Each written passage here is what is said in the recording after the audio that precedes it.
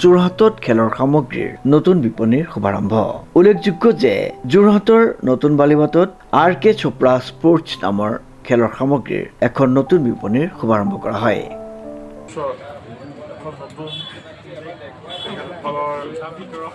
Retail দোকান আজি পূৰ্বৰ স্থানতে তেখেতলোকে আৰম্ভ কৰিছে আৰু আমি RK চোপ্ৰা স্পৰ্টছ বহুদিন ধৰি যোৰহাটৰ বিশেষকৈ ক্ৰীড়াৰ ক্ষেত্ৰত বিভিন্ন অভাৱ দূৰ কৰাৰ ক্ষেত্ৰত অতি কামত আহি থকা এখন দোকান আৰু মই তেখেতসকলক আন্তৰিক ৰাজেন চোপ্ৰাকে ধৰি তেখেতৰ সকলোকে পৰিয়ালৰ লগত জড়িত আন্তৰিক শুভকামনা জনাইছোঁ আৰু আশা কৰিছোঁ পূৰ্বৰ দৰে তেখেতসকলে ক্ৰীড়াৰ ক্ষেত্ৰলৈ বিশেষ সহযোগিতা আৰু অৱদান আগবঢ়াই যাব আৰু আশা কৰিছোঁ এই নতুন বিপণীখনে যোৰহাটীয়া ক্ৰীড়াপ্ৰেমীৰ অভাৱ অভিযোগ উল্লেখযোগ্য যে 1987 চনৰ পৰা প্ৰয়াত পিতৃ মদনলাল চোপ্ৰাৰ আদৰ্শৰে খেলৰ সামগ্ৰীৰ ব্যৱসায় চলাই অহা RK চোপ্ৰাই খেলুৱৈসকলৰ সুবিধাৰ্থে এই নতুন বিপণীখন মুকলি কৰে।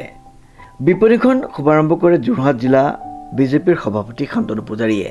নৱপ্ৰজন্মক ক্ৰীড়াৰ প্ৰতি উৎসাহিত কৰাৰ উদ্দেশ্যে ৰাজেন চোপ্ৰাৰ পৰিয়ালে গুণগত মানৰ খেলৰ সামগ্ৰী সুলভ মূল্যত গ্ৰাহকৰ বাবে উপলব্ধ কৰাৰো কথা সংবাদ মাধ্যমৰ আগত জানিবলৈ দিয়ে।